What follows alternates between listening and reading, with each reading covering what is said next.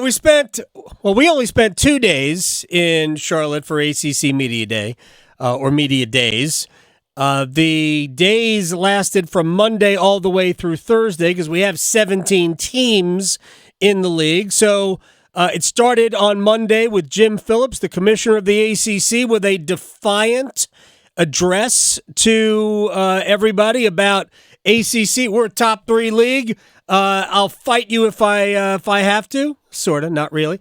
Andrew Carter was down there on Monday, and I saw him parading through the Hilton yesterday, and he joins us on the Adam Gold Show. Sir, thank you. I missed you on the train yesterday. I didn't. Yeah. The experience wasn't good for me. Monday. We did the train on Monday. Right, I know, and I know you drove yesterday because you had to go somewhere, but. My experience coming back on the train was not as good as it was a year ago. You are quality. You are quality train companionship. Yes. What was your general takeaway? Let's start with the commissioner on Monday, and then we can get into maybe some football. What was your general takeaway Monday from Jim Phillips' address? Yeah, I would say I thought Phil.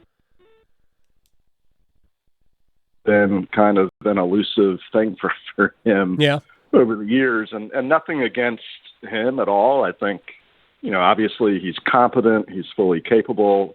I just think that he came into this job when he got it. Now, I think it's been about 3.5 years, with a very idealistic sense of the way college athletics should be. Right. And, sort of not really a sense of kind of what it is, or maybe a refusal to embrace it.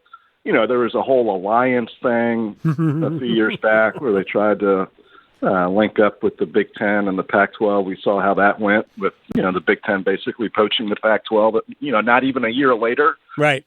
You heard Phillips over the years talking about gated communities and healthy neighborhoods. And, it's been this event at ACC Kickoff where throughout his tenure, he really struggled with his messaging and to kind of land the point he was trying to make. And so I thought he did a really good job this year. Obviously, the ACC is kind of fighting for its survival. I don't think that's, going overboard with it. That's the reality of the conference. I think the conference is fighting a huge narrative problem. You have Brett Yormark of the Big 12 constantly flouting that league and kind of, saying things that may or may not be factually correct, yes. honestly. But, yeah, I think Phillips really hit the right notes. I think he made some salient points.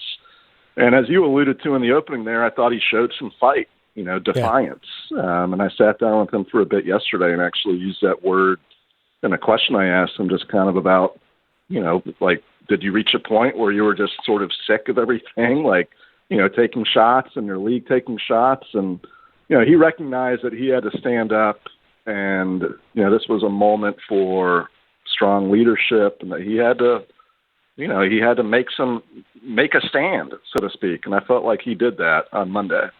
Andrew Carter, News and Observer, is joining us here on the Adam Gold Show. I just want to get to the idealism. There's a couple of things I want to get to, and then we'll talk about whether or not the ACC needs a Paul Finebaum, which to me was just, first of all, it's a conversation that we had 7 years ago, basically when the ACC network was being born, but different. But we'll get to that. But because I think you're right about Phillips and if he had his druthers, and I think we can extrapolate that down to some of the directors of athletics. Because I think Bubba Cunningham is in the exact same spot that Jim Phillips is in, where they wish that college athletics resembled the college athletics that essentially they grew up in professionally. And I'm not going to lie, I kind of wish that too. Could we incorporate the amount of money, not the amount of money, could we incorporate getting athletes money, compensation in some way, shape, or form, name, image, and likeness, all of those things. Could we get them that and still maintain what intercollegiate athletics was? I think they would be more on board with it if it were that but it is no longer about that. And the reality is it's, major corporate, it's mergers and acquisitions at this point. Correct. It's devouring the competition so they can't compete with you. And I don't like that aspect of college sports, but it's the reality of college sports. Oh, it 100% is. And obviously it's always been enormous business, and people have been railing against it forever. And, in the ACC especially, when you think about UNC, North Carolina kind of being the institution of Bill Friday back in the day, speaking out against the ills of commercialism. Right. And, there was a time where, like, even in the Smith Center, they didn't want to put up advertising back in the day because Dean Smith didn't like it and the university didn't like it, and they were kind of against that. And you think about just sort of how much of a different time that was and how quaint that seems compared to today. And I think you're 100% correct in that the ACC, in terms of its presidents, its chancellors at the schools, by and large, it's a lot of folks, I think, who wish college athletics were different. And look, like, everybody accepts the reality that, hey, this is enormous business.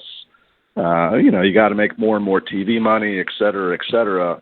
But I do think there's been a hesitation on behalf of ACC leadership, whether that's Jim Phillips, whether that's people like Bubba, athletic directors, whether that's chancellors and presidents, to kind of go all in. And frankly, I think there should be some hesitation. I mean, when you hear a major conference commissioner talking about private equity, I think that should raise some alarms.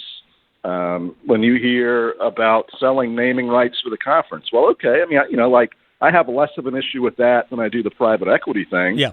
But we're talking about elements of college athletics nowadays that, like, were never, ever designed to be a part of what it is. And those things are becoming more and more, arguably important to the entire enterprise. And so I think, leaders should kind of stand up against that to an extent and question it and be like, is this really the road we want to go down? And I think some institutions in the ACC are going to have some tough choices to make in 5 or 10 years. Like, do we want to be a part of this? I think about elite academic institutions like Wake Forest and Duke and on and on. I mean, I've thought often the past several years about what University of Chicago did back in the late 30s, where they were like, you know what, big-time football is not for us. We're getting out of the Big Ten, and they're a D3 school now. And I can tell you, not having big-time college sports does not hurt that institution. Right. You wonder if some schools are just kind of like too far down the road with it for something like that to happen today, but I do wonder. Andrew Carter from the News and Observer is joining us here at _Andrew Carter. The way this whole thing is going, it's not just ACC schools that are going to have decisions to make. I think there's going to be schools in all of the major conferences that are going to have decisions to make. We're going to find out maybe even today what the parameters of the House settlement is and what schools are going to be responsible for in terms of how many scholarships. We're talking about right now 85 scholarships at the FBS level, right? FCS is 65. We're going 105, a cap of 105. It seems they thought that number might be higher. How about this for college baseball fans? Schools right now are allowed just 11.7 scholarships for your baseball roster, which is in many ways between 30 and 40. That number's going to be 34. That's right. Totally different. Could you, what a culture shock it is for coaches, I guess in a good way, but maybe not, to be able to offer 34 baseball scholarships. That blows me away. Yeah, same. And you think about, constantly in that sport, especially, coaches have been trying to play that game over the years of, all right, I'll give you, 25% of a scholarship, or you get a third of a scholarship. There's all these fractions, right, this and that. Now, obviously, you can give your entire team a scholarship, which is the way it should be. Right. Now you have all this money flowing throughout college athletics, especially. It should be that way. But again, like, we are so early into this new era that, going back to what I said a moment ago, I think, schools are going to have to make some difficult choices. Yeah. And, it does remain to be seen how this money kind of flows down and affects institutions and where they come up with some of the funds as that pressure continues to grow. Yeah, and what impact Title IX plays on who gets what and all of that.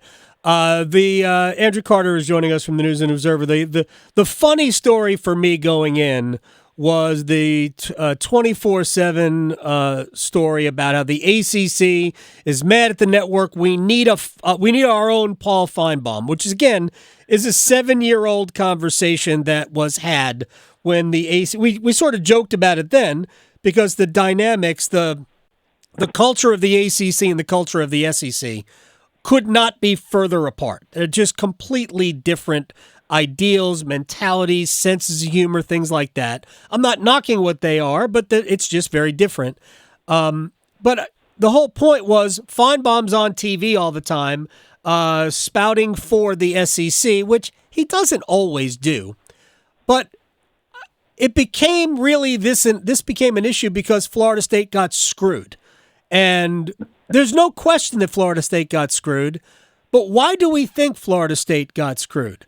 See, I think it was less about Florida State than it was about how can we possibly have a college football playoff in this day and age that doesn't involve an SEC school, because Alabama would have been the odd team out. There was no way to argue Alabama over Texas because Texas beat Alabama in Tuscaloosa. So how do we get Alabama in? Well, we do it at the expense of the ACC. I'm not sure a voice would have changed that. No, I don't think a voice would have changed that. And going back to what you just said, like, the cultures are completely different in these leagues. Like, you can't just press the create a Paul Finebaum button on a computer and have a guy pop out and be that way for the ACC. Right. Which, Adam, by the way, I nominate you to be the Paul Finebaum of the ACC. Because I'm bald. But no, you can't, it can't be replicated. What makes Finebaum, special and what makes him have that voice is it's organic. Yeah. He was a radio guy forever in Alabama. He built up a huge following. That doesn't just happen. Right. I mean, you can't just replicate that wherever. He is who he is because of years and years of just organic work and build up and following over time. And I've made this point before where I'm not sure it's necessarily a bad thing that throughout the ACC, college football is not this cult-like religion that it is throughout the SEC. Right. It's okay to have other priorities. It's okay for people not to be poisoning trees, in North Carolina and other ACC states. Right. What makes SEC football such a commodity, obviously, is it has such a rabid following throughout those states and at those schools, and it's just different throughout the ACC. I read the story. I thought it was a very good story. Brandon and John did a great job reporting it, writing it. But that quote stood out to me from whoever it was who said it is that's just not how it works. You're not going to get an ACC version of Finebaum because culturally it's just, it's way different throughout the ACC than the SEC. On top of that, and you say, I appreciate you throwing my bald head in the ring for that. But the ACC network has had Mark Packer on since the beginning. And in many ways, that's who Mark is, right? But correct. Mark and I think Wes can be that. Yeah. Has been that. Wes was not into it in that regard because he was more into the games, but that's what Mark does. And Mark would be willing to argue on behalf of the ACC. And I think we try to make these points, and we did it throughout the basketball season. They tried to tell us that the fact that the ACC had been so successful in the last two NCAA tournaments as a whole, in spite of not getting a lot of teams in, they tried to tell us that didn't matter. And I keep thinking, why doesn't that matter? It should matter. Some doesn't matter. It's not everything, But, hey, you guys have gotten it wrong 2 years in a row. So what makes you think you're getting it right this year? And don't you know, it happened again, that the ACC got fewer teams in and did better than basically every other conference. And once again, we'll be told this upcoming year that doesn't matter. When does it start mattering? Because it matters in football, right? It matters when it's the SEC, it matters in football. But when it's the ACC, it doesn't matter in basketball, which has basically been our domain. Let me give you one thing, and we'll close on this, that I was surprised at. Maybe I shouldn't be surprised at. Again, this is an actual football matter, but I was surprised that everybody you talk to is bullish on NC State. This is not like look, I am too. It is a new territory we're in with that. I am too, but I know that there are State fans that are going, "Oh man, we don't want expectations," but I think they're justified. So you think the expectations are justified? Yes, I do. Well, I also think the not wanting expectations is justified because I was researching this for a story that I'm going to have out at some point early next week. But it has been something like, I think either 1975 or 74, you have to go back to, was the last time that NC State entered a season ranked and finished that season with a higher ranking than where it entered, meaning like they never live up to expectations when they have them. And who knows if they're going to be ranked. Like they could be just outside the top 25, which might be better for those guys anyway. But I'm not necessarily shocked that they're getting some love and some hype. I mean, the number of transfers they brought in on offense, McCall, assuming that, he can stay healthy. Right. That's a big question. A huge upgrade there at quarterback. Waters at running back, receivers really deep. Those guys should be really good offensively. And then, also too, I think for so long there was this notion of the quote unquote NC State stuff, which the men's basketball team kind of eradicated back in March. Right. And so maybe we're seeing sort of like the reverse of that effect. Like finally there's some good mojo throughout that athletic department. Yeah. And, Dave Doran mentioned, I think he put it as the red wave. The other day when we talked yesterday, kind of riding that red wave, the momentum throughout the rest of the athletic department. And it would, if they do have a good football season, if they can make the ACC championship game, it kind of, puts the perfect ending on what's been a great year for NC State in athletics. The athletic department as a whole has been great in the like the Olympic and the non-revenue sports. We had Final Fours in both men's and women's basketball. Baseball went to a College World Series. They won another second cheese rolling. Abby Lampe with her second cheese rolling. This is the golden era, right? The golden era of NC State athletics. Andrew Carter from the News and Observer. I appreciate you coming on and chatting with me at _Andrew Carter on Twitter. Thank you very much, my man. Thanks, AG. Appreciate you having me. You got it. Andrew Carter here on The Adam Gold Show.